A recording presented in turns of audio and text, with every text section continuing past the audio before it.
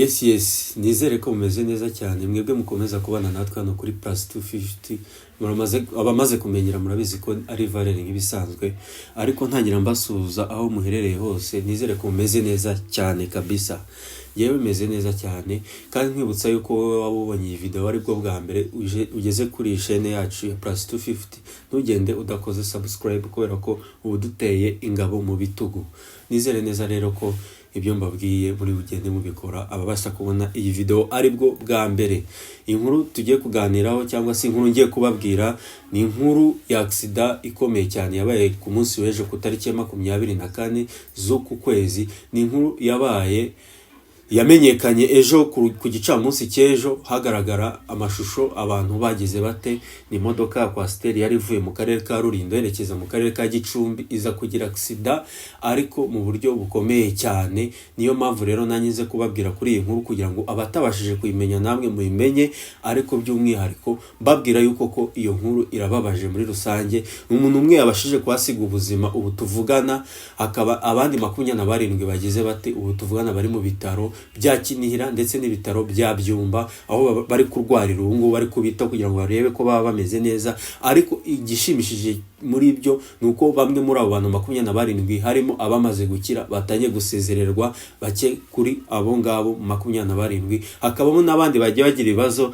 byo mu mutwe cyangwa se bagiye bagize ikibazo ku mutwe cyangwa se ku kibazo cy'umugongo, nabo ubu bari kwitabwaho cyangwa se bamaze kuba amatransfer babohereza mu mujyi wa Kigali mu bitaro gisumbye aho bari barwariye muri ibyo bitaro bya Byumba ndetse na Kinihira. Uyu munsi rero iyi nkuru niyo narinje kubabwira, ariko mbere uko nyikomezaho cyangwa se ngira ikindi kintu mbabwiraho, reka maze mbumvishe amajwi yabari bari kubakurikirana cyangwa se bari kureba imivurirwe yabo, kuko iyo modoka yari ivuye aho ngaho muri ako karere ka Rulindo yerekeza muri Gicumbi, yari itwaye abanyamuryango bara APF cyangwa se FPR Inkotanyi. Reka maze mbumvishe abagenzuraga imivurirwe yabo cyangwa se ababitagaho icyo batangaza kuri iyi nkuru. Nyuma wenda turaza kugaruka dukomeza. Bajya i Kigali ko bakomeretse cyane, harimo 2 bakomeretse ku mutwe n'abandi bakomeretse mu gatuza, harimo Ibyumba, harimo umwe wagiye i Kigali nawe bakomeretse mu mugongo, abandi yaba Kinihira yaba na Byumba turi kubitaho bakomeretse byoroheje. Yuko harimo abagize ikibazo gikomeye cyane ku mutwe cyangwa se no ku bindi bice by'umugongo, bo deja ubu tuvugana bamaze kohereza ku bitaro by'i Kigali cyangwa se ibitaro byisumbye aho bari cyangwa se ubu bagiye kubafasha kugira ngo barebe ko nabo baza kumera neza, kubera ko ababashije bo kuba bameze neza n'ubu ndaza kubumvisha amajwi yabo hano, bo bameze neza ubu tuvugana bagiye kubasezera babe bataha.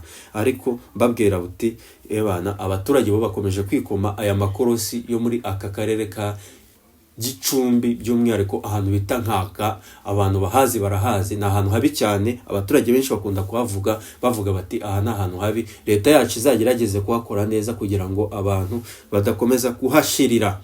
Reka rero mbumvishe amajwi y'abantu bavuye muri ibyo bitaro basezerewe,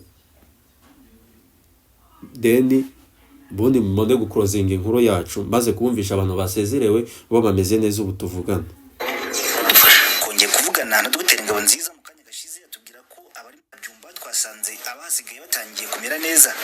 Abonye ibitambo abandi dusigaye Imana iraturokora, Imana irakomeza badufasha. Kongeye kuvugana na Dr. Ngabonziza, urumva yuko amajwi yabo ntago ari kuza neza, murambabarira, ariko by'umwihariko bo aravuze ati hari abatubereye ibitambo ariko twe turashima Imana ko tumeze neza, by'umwihariko ubu tukaba tugiye kugira gutaha. Niyo nkuru rero nagira ngo tuganireho cyangwa se mbabwire, ntabwo ari no kuganira no kubabwira, kubamenyesha kugira ngo tujye tubaho tugeze muri cya gihe cy'ukwezi ko abantu kugira ngo hakunda kuboneka ibitambo byinshi mu mpera z'umwaka, abantu bakagenda bagera bate bapfa. Turi kugenda twakira inkuru zigiye zitandukanye, abantu bapfa mu buryo bugiye butandukanye, ariko by'umwihariko icyambere ni ugusenga tugahora twizeye isaha n'isaha. Burya buri muntu wese afite igihe cy'Imana yamugeneye.